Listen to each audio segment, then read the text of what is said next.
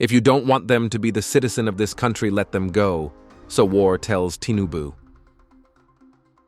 Human rights activist and former presidential candidate of the African Action Congress, AAC, Omoyele Sowore, has cautioned that President Bola Tinubu's administration's continued refusal to release the detained leader of the Indigenous People of Biafra, IPOB, Nnamdi Kanu, could further intensify public agitation across the country.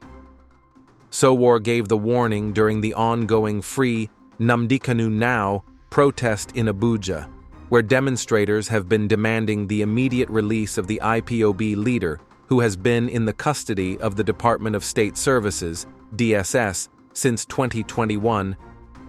Today will be different, and nobody can stop this spirit, and this is to ensure that we bring our brother home, Sowore said while speaking to News Central TV.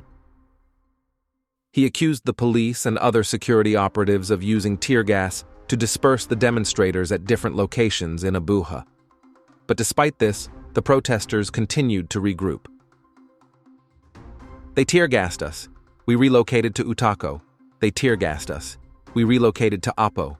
Apo has the biggest so far, and that is to show to you that very soon, this will get out of hand if they don't do something about releasing Nnamdi Kanu, he said.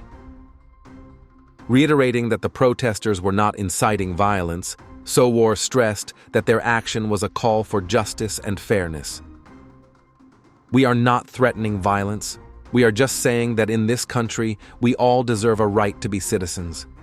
If you want us to be citizens in this country, if you don't want Nigerians to be citizens in their own country, let those who want to go, go, he stated. The ongoing demonstrations in Abuja are part of renewed calls by activists and supporters demanding that the federal government comply with previous court rulings ordering Kanu's release. Earlier, Sowore accused Nigerian security operatives of launching an unprovoked attack and shooting live bullets at the Free Nnamdi Kanu Now protesters in Abuja. Speaking on the morning brief on Channels Television, Sowore alleged that security forces opened fire at the protesters shortly after the protest began in front of the Transcorp Hilton Hotel, where protesters had gathered to demand the release of the detained IPOB leader. Sowore alleged that a combined team of the police, soldiers, and civil defense personnel carried out the operation, firing both tear gas and live ammunition to disperse the protesters. There were about 10 trucks that arrived as soon as we started the protest. There was no provocation on our part, like we had promised. It was an orderly and peaceful protest, Sowore said. Suddenly, from nowhere, they started shooting at us. Tear gas and some live bullets were fired.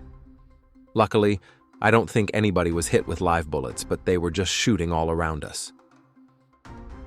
Sowore, convener of the Revolution Now movement, described the government's continued detention of Kanu as a sham designed to obstruct justice.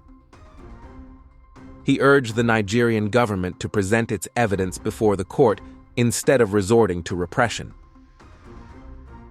Police had earlier deployed officers along key routes leading to the presidential villa, while Eagle Square, Unity Fountain, and the Three Arms Zone were heavily fortified. Access roads to the federal secretariat and surrounding areas were barricaded, with motorists and pedestrians denied entry.